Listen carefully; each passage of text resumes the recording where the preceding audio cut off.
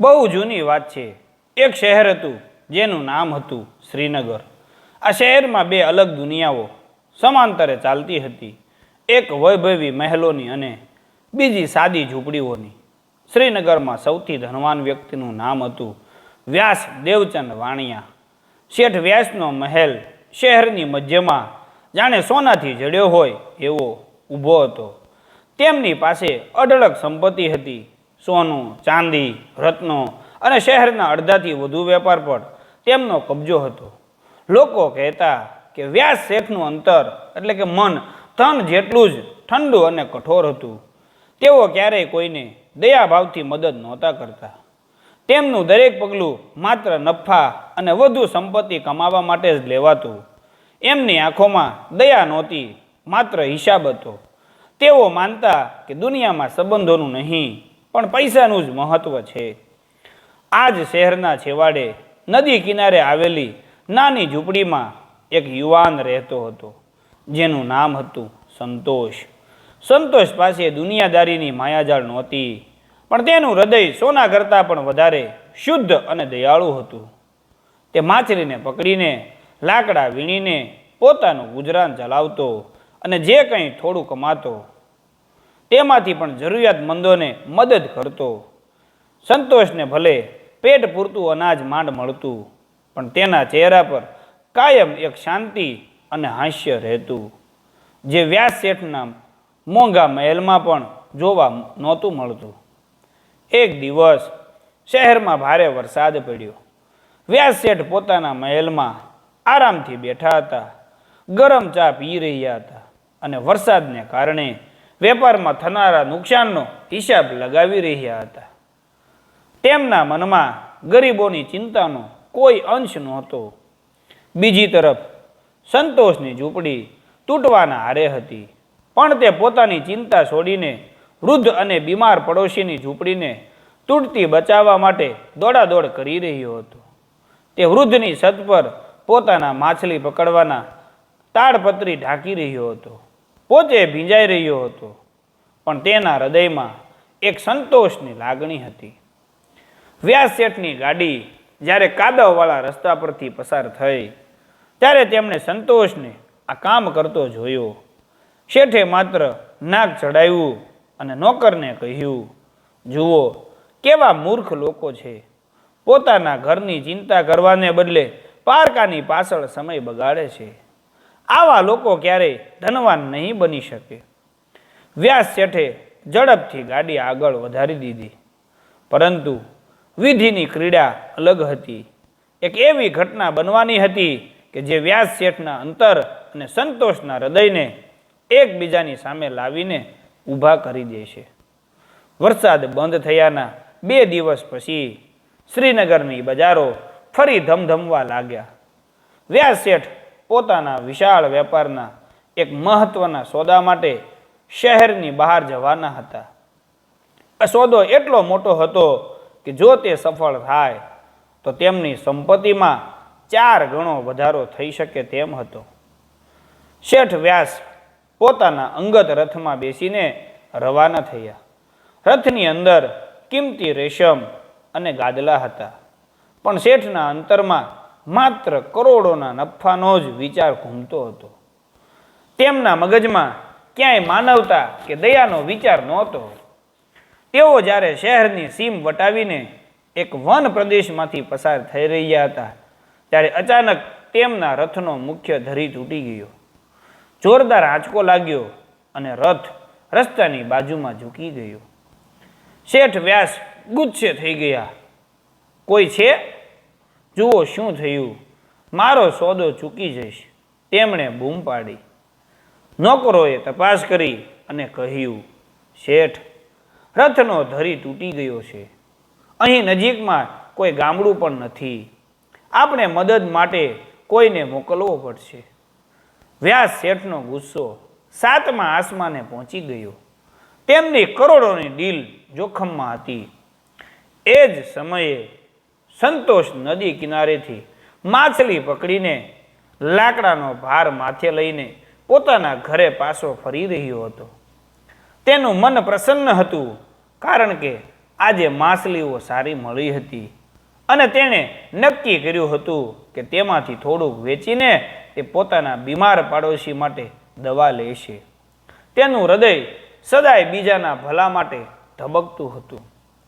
જ્યારે તે વન પ્રદેશ પાસેથી પસાર થયો ત્યારે તેણે વ્યાસ શેઠના વૈભવી રથને તૂટેલી હાલતમાં જોયો. તરત જ સંતોષ પોતાનો ભાર નીચે મૂકીને મદદ માટે દોડ્યો. તેને નહોતી ખબર કે આ શ્રીનગરના સૌથી ધનવાન અને કઠોર વ્યાસ શેઠ છે. તેણે માત્ર એ જોયું કે એક વ્યક્તિ મુશ્કેલીમાં છે. સંતોષે નમ્રતાથી પૂછ્યું, શેઠજી, શું થયું? હું તમને મદદ કરી શકું? વ્યાસ શેઠે તેને તિરસ્કાર ભરી નજરથી જોયો. ગંદા કપડાં અને માથે લાકડાનો ભાર લઈને આવનાર આ ગરીબ વ્યક્તિ તેમને મદદ કરશે? તારે શું મદદ કરવાની? તું ક્યાંથી આવ્યો? તારું કામ કર. આટલો મોટો રથ તારા જેવા ગરીબના હાથનું કામ નથી. વ્યાસ શેઠે ઘમંડ સાથે કહ્યું. તેમના અંતરમાં દયાના સ્થાને માત્ર અણગમો હતો. સંતોષને દુઃખ થયું, પણ તેના હૃદયની દયા ભાવનાએ તેને પાછો વાળ્યો નહીં. શેઠજી, હું ભલે ગરીબ હોઉં, પણ મને લાકડા અને કારીગરીનું સારું જ્ઞાન છે. કદાચ મારી પાસે કોઈ ઉપાય હોય. સંતોષે ધીરજથી કહ્યું, તમારી મુસાફરી અટકી છે અને સમય વેડફાઈ રહ્યો છે. વ્યાસ શેઠે અનિચ્છાએ તેને રથ બતાવવાની મંજૂરી આપી. સંતોષે ધ્યાનથી ધરીનું નિરીક્ષણ કર્યું. તેણે જોયું કે તેને તાત્કાલિક રિપેર કરી શકાય એમ નહોતું, પણ એક કામચલાઉ ઉપાય થઈ શકે એમ હતો. સંતોષે પોતાના લાકડાના ભારમાંથી સૌથી મજબૂત અને જાડું લાકડું બહાર કાઢ્યું અને પોતાની પાસે રહેલી દોરીઓ અને નાના ઓજારોની મદદથી તૂટેલા ધરીને મજબૂત ટેકો આપવાનું શરૂ કર્યું. તેણે પોતાના શરીરની પૂરી તાકાત લગાવી દીધી. લગભગ 1 કલાકની મહેનત પછી તેણે રથને એટલો મજબૂત બનાવી દીધો કે તે નજીકના ગામ સુધી પહોંચી શકે. આ બધું જોઈને વ્યાસ શેઠ આશ્ચર્યચકિત થઈ ગયા, પણ તેમના અંતરમાં કોઈ ભાવના જાગી નહીં. હવે ચાલી શકે એમ છે. શેઠજી, તમે નજીકના ગામમાં જઈને આને વ્યવસ્થિત રીતે રિપેર કરાવી લેજો. સંતોષે લાકડાનો ભાર ઉપાડતા કહ્યું. વ્યાસ શેઠે પોતાના ખિસ્સામાંથી એક નાનો સિક્કો કાઢ્યો અને સંતોષ તરફ ફેંક્યો. લે, આ તારી મજૂરી. હવે જા અને કોઈને કહેતો નહીં કે આ રથ તારા જેવાએ ઠીક કર્યો છે. સંતોષે નીચે નજર કરી.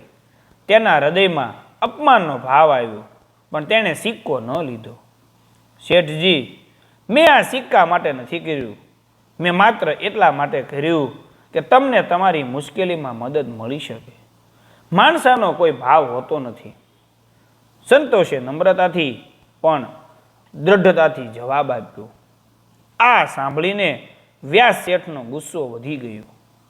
તેમને ક્યારેય કોઈએ મફતમાં મદદ નહોતી કરી અને કોઈ ગરીબ તેમની મહેરબાની નકારે એ વાત તેમની અહમથી ભરેલી પ્રકૃતિને સ્વીકાર્ય નહોતી.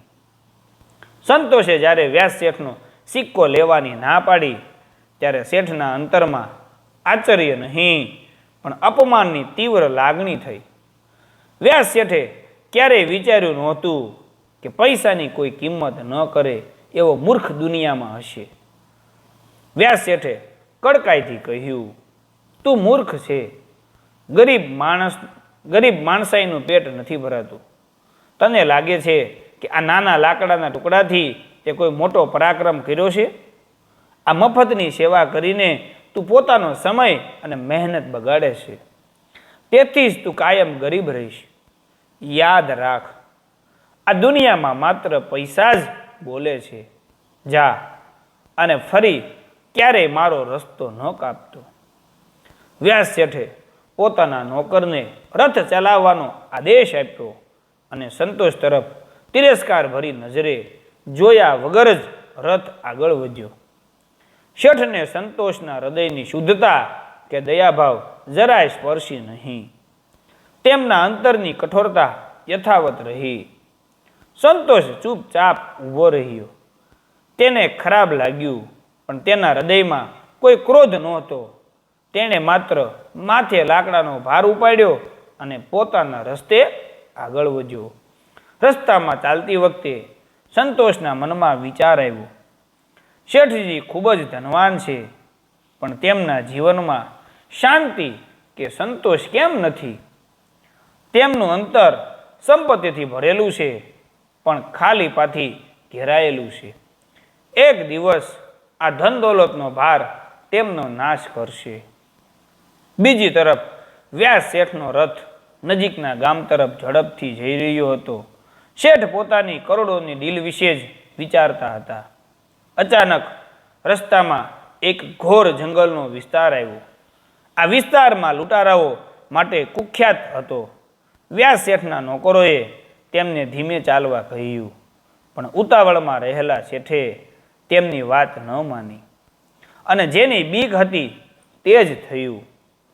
ઝાડ પાછળ છુપાયેલા લૂંટારાઓના એક ટોળાએ રથને ઘેરી લીધો. આ લૂંટારાઓ ખાસ કરીને ધનવાન વેપારીઓને લૂંટવા માટે જ સક્રિય હતા.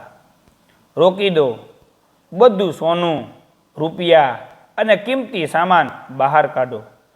લૂંટારાઓના સરદારે તલવાર બતાવીને ધમકી આપી.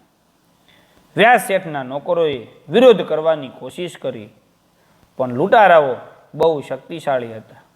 રથમાં હાજર સૈનિકો અને નોકરો ગણતરીના સમયમાં જ હાર માની ગયા. વ્યાસ શેઠ જીવનમાં પહેલી વાર આટલા ડરી ગયા હતા. તેમની આંખો સામે તેમની બધી મહેનતની કમાણી, તેમનો વૈભવ અને તેમનો અહંકાર તૂટતો દેખાતો હતો. લૂંટારાઓએ તેમનો બધો સામાન, તેમના કિંમતી ઘરેણાં, રોકડ અને ખાસ કરીને તે કરારોના કાગળો જે કરોડોની ડીલ માટે હતા, બધું જ છીનવી લીધું. લૂંટારાઓ જતા રહ્યા પછી વ્યાસ શેઠ નિરાશ થઈને ધૂળમાં બેસી ગયા. તેમના ચહેરા પર ધનવાનનો ઘમંડ નહોતો, માત્ર હાર અને હતાશા હતી. તેમનું અંતર જે ધનથી ભરેલું હતું તે હવે ખાલી થઈ ગયું હતું. તેમને લાગ્યું કે તેમનો બધો આધાર તૂટી ગયો છે. જીવનમાં પહેલી વાર તેમને સમજાયું કે ધન સંપત્તિની કોઈ કિંમત નથી જો તમારો જીવ જતો રહે. અહીં જ તેમના મનમાં એક કડવો વિચાર આવ્યો. થોડા સમય પહેલા મેં જે ગરીબ વ્યક્તિને અપમાનિત કર્યો, જો તે અહીં હોત તો કદાચ મને મદદ મળી શકી હોત. પણ પછી તરત જ તેમણે પોતાને ઠપકો આપ્યો, ના, તે ગરીબ મારી શું મદદ કરે? તેમને આ વાતની ખબર નહોતી કે તેમના આ મુશ્કેલીના સમયમાં તેમને જેના હૃદયને તુચ્છ ગણ્યો હતો તે જ વ્યક્તિ હવે તેમને અણધારી રીતે મળી શકે છે. લૂંટારાઓ દ્વારા લૂંટાયા પછી વ્યાસ શેઠ અને તેમના થોડા બચેલા નોકરો ત્યાં જ હતાશ થઈને બેઠા હતા. શેઠનું સઘળું ધન અને તે કરોડોના સોદાના કાગળો લૂંટાઈ ગયા હતા. આ આઘાત એટલો મોટો હતો કે શેઠનું અહંકારથી ભરેલું અંતર એટલે કે મન અંદરથી તૂટી ગયું હતું. હવે શું થશે? મારો બધો વેપાર, મારી આબરૂ. વ્યાસ શેઠ આંખોમાં આંસુ લાવ્યા વગર રડી રહ્યા હતા. તેમને ભૂખ લાગી હતી, તરસ પણ લાગી હતી, પણ આ બધી તકલીફો કરતાં મોટી તકલીફ ધન ગુમાવવાની હતી. તેમનો એક નોકર હિંમત કરીને બોલ્યો, શેઠ, આપણે ઝડપથી શ્રીનગર પાછા ફરવું પડશે. અહીં રોકાવું સલામત નથી. વ્યાસ શેઠ માંડ માંડ ઊભા થયા. તેઓ ચાલી શકતા નહોતા. તેમના વૈભવી રથના પૈડા તૂટી ગયા હતા અને તે આગળ વધી શકે તેમ નહોતો. જીવનમાં પહેલી વાર વ્યાસ શેઠને જમીન પર ચાલવાનો વારો આવ્યો. વ્યાસ શેઠના કમનસીબે તેઓ જ્યાં લૂંટાયા હતા તે જ રસ્તા પરથી સંતોષ પાછો ફરી રહ્યો હતો. તેણે પોતાનો માછલીનો વેપાર પતાવી દીધો હતો અને હવે તે ઘર તરફ જઈ રહ્યો હતો. જ્યારે સંતોષ ત્યાં પહોંચ્યો ત્યારે તેણે રથની અવદશા અને ધૂળમાં બેઠેલા શેઠ વ્યાસને જોયા. સંતોષને તરત યાદ આવ્યું કે આ એ જ શેઠ છે જેમણે થોડા કલાક પહેલાં તેનું અપમાન કર્યું હતું. સંતોષના હૃદયમાં એક ક્ષણ માટે સંકોચ થયો, પણ તરત જ તેમના હૃદયની દયાભાવના જાગી ઉઠી. તેને શેઠના અપમાનજનક શબ્દો નહીં, પણ શેઠની હાલતની મુશ્કેલી દેખાય. સંતોષ ઝડપથી તેમની પાસે ગયો. શેઠજી, આ શું થયું? તમે ઠીક તો છો? વ્યાસ શેઠે નજર ઊંચી કરીને જોયું. તે જ ગરીબ માણસ જેને તેમણે અપમાનિત કર્યો હતો તે હવે તેમની સામે મદદ માટે ઊભો હતો. શેઠની આંખોમાં શરમ હતી, પણ તેમના અવાજમાં લાચારી. સંતોષ, લૂંટારાઓએ બધું લૂંટી લીધું. વ્યાસ શેઠ માંડ બોલી શક્યા. સંતોષે તરત જ પરિસ્થિતિ સમજી લીધી. તેણે જરા પણ સમય વેડફ્યા વગર પોતાના ખભે રહેલો પાણીનો માટલો શેઠને આપ્યો. તમે આરામ કરો શેઠજી, હું જોઉં છું કે હું શું કરી શકું. સંતોષે આજુબાજુમાં જોયું. તેણે થોડાક નોકરોને દિશા આપીને કહ્યું, તમે લોકો ગામમાં જઈને મદદ બોલાવી લાવો, પણ ધ્યાન રાખજો કે આ ઘટનાની ખબર કોઈને ન પડે. હું શેઠજીને લઈને નજીકની ઝૂંપડીમાં આરામ કરાવીશ. સંતોષને ખબર હતી કે વ્યાસ શેઠની આબરૂ કેટલી મહત્વની છે. તેના હૃદયમાં રહેલી સન્માનની ભાવનાએ તેને શેઠની ગુપ્તતા જાળવવાની પ્રેરણા આપી. સંતોષે વ્યાસ શેઠનો હાથ પકડ્યો અને તેમને ઊભા કર્યા. વ્યાસ શેઠ, જે ક્યારેય કોઈનો ટેકો લેતા નહોતા, તે આજે એક ગરીબ માણસના ખભા પર પોતાનો ભાર મૂકીને ચાલી રહ્યા હતા. વ્યાસ શેઠના અંતરમાં એક અજીબ પરિવર્તન આવી રહ્યું હતું. જે ધનવાનની સત્તા પર તે જીવતા હતા, તે સત્તા આજે નકામી સાબિત થઈ ગઈ હતી. અને જે ગરીબનું હૃદય તેમણે તુચ્છ ગણ્યું હતું, તે જ હૃદય આજે તેમનો સહારો બની ગયું હતું. સંતોષ, તે મને બચાવ્યો. થોડા કલાક પહેલાં મેં તારું અપમાન કર્યું અને આજે તું મને કેમ મદદ કરે છે? વ્યાસ શેઠનો અવાજ કાંપતો હતો. સંતોષે હસીને જવાબ આપ્યો, શેઠજી, તમે ધન ગુમાવ્યું છે, પણ તમારો જીવ કિંમતી છે. માણસાઈનો ધર્મ કોઈ હિસાબ નથી માંગતો. મારા હૃદયમાં કોઈ દ્વેષ નથી. તમે ભૂલ કરી અને હું તમને માફ કરું છું. મુશ્કેલીના સમયમાં મદદ કરવી એ જ તો સાચો ધર્મ છે. આ સાંભળીને વ્યાસ શેઠના અંતરમાં એક ઠંડી લાગણી પ્રસરી ગઈ. તેમને સમજાયું કે ધન કરતાં માણસનું હૃદય કેટલું વધારે કિંમતી હોય છે. સંતોષ વ્યાસ શેઠને પોતાના ઘરે એટલે કે પોતાની નાની ઝૂંપડીમાં લઈ આવ્યું. શેઠ વ્યાસ વૈભવી ગાદલા છોડીને આજે જમીન પર સાદડી પર બેઠા હતા. સંતોષે તેમને પોતાનો સાદો ખોરાક આપ્યો, એટલે રોટલો અને શાક. વ્યાસ શેઠ માટે આ ખોરાક કોઈ રાજભોજન કરતાં ઓછો નહોતો. શાંતિથી જમતી વખતે વ્યાસ શેઠને ખબર પડી કે સંતોષ કઈ રીતે થોડાક પૈસા માટે માછલી વેચે છે અને તેનાથી તે પાડોશીઓની મદદ કરે છે. સંતોષ, મેં મારી આખી જિંદગી ધન પાછળ બગાડી. મને લાગતું હતું કે પૈસા જ બધું છે.